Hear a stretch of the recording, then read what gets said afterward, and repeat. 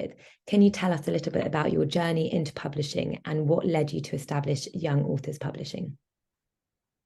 Absolutely. So my sophomore year of undergrad, I was studying at Clark Atlanta University, and I had this wild idea to write and publish my own book. I do not come from a publishing background. I was still in college, and so my access to publishing was very limited.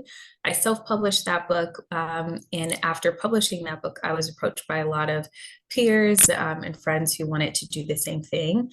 So 6 months after I published my book, I published another young lady's book based in Belize. And then I was approached by the city's housing authority, and they were looking for a new youth development program. A mentor recommended that I applied for it. It came with a grant to help kids in our community.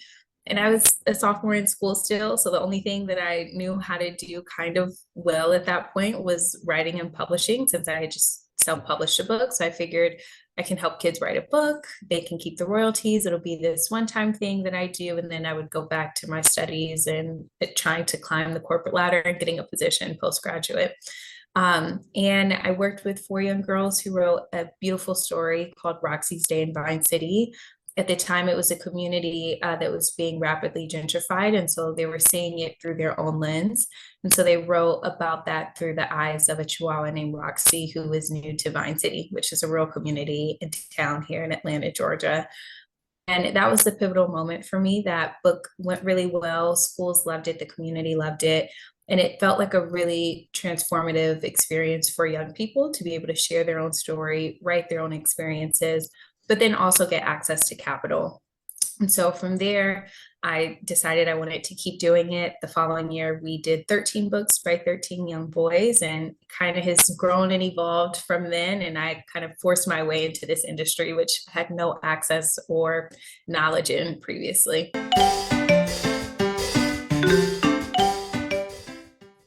What do you think some of the reasons why sharing stories can have such a positive impact on readers and authors can be?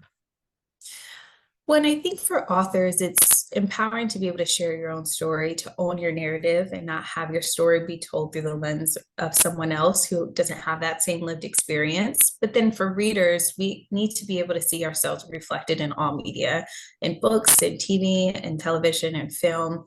And I think in the book space, predominantly, there's such a lack of diversity, and children of color specifically not being able to see themselves reflected. I think it's directly connected to the issues that we're having around the literacy rates in children not meeting literacy standards and test scores. It's because they're not reflected in the books that they read. Their stories aren't in there, so they're not interested or intrigued about reading. And so I think for the work that we're doing, it's really important that we continue to bring children a part of the conversation and a part of the process, so that way we can help them reach their own goals.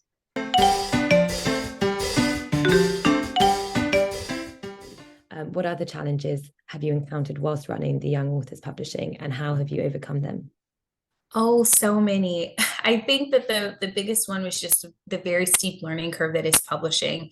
I didn't have the privilege of working for a big five before starting my own company or even interning at anything remotely publishing. And so it was a lot of work on my end, just learning how the industry works, learning about distribution and sales and returns and all the things. And so I think that that was the hardest part. When we first started, we were just self-publishing the books on different self-publishing platforms.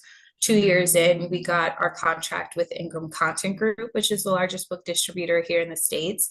And so that was the biggest challenge, was realizing that we were making really great books, really high quality books, but stores wouldn't carry them because of our lack of access to distribution. And so since we've been able to achieve that, we've really seen growth in a company since. And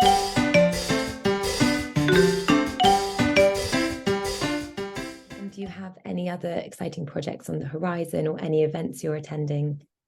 Yeah, thanks for asking. So we're actually going through a bit of a pivot. We're expanding the company under a new name called Muse. Young Authors Publishing will remain as an imprint under that company, but Muse is a company that still has the same mission, which is to expand narratives of people of color and BIPOC folks and giving them the platform to share their stories. But we also want to diversify publishing through not only the books that we publish, but experiences and events that we have, as well as services that we offer. So one of the things that we're doing in addition to launching an adult imprint is also creating sales and distribution for smaller to mid-sized publishers. So I talk a lot with other small and mid-sized publishers who have a great catalog, but ran into the same issue I did, which is lack of distribution. And so we're opening up distribution services to give these smaller publishers access to distribution so that way they can reach a larger audience. And then we have our new adult imprint with adult books still written by folks of color, but of all ages and all genres, which we're really excited about.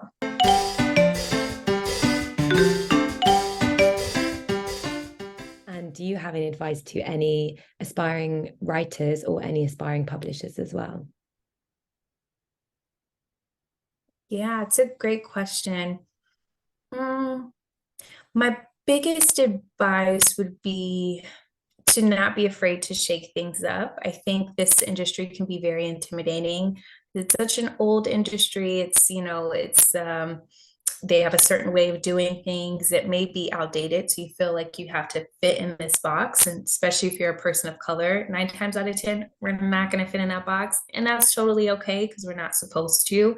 But I think, embracing whatever unique characteristics you have or abilities, embracing that and bring that to the table, because I think that's at the heart of innovation and where we can really see a change in this space.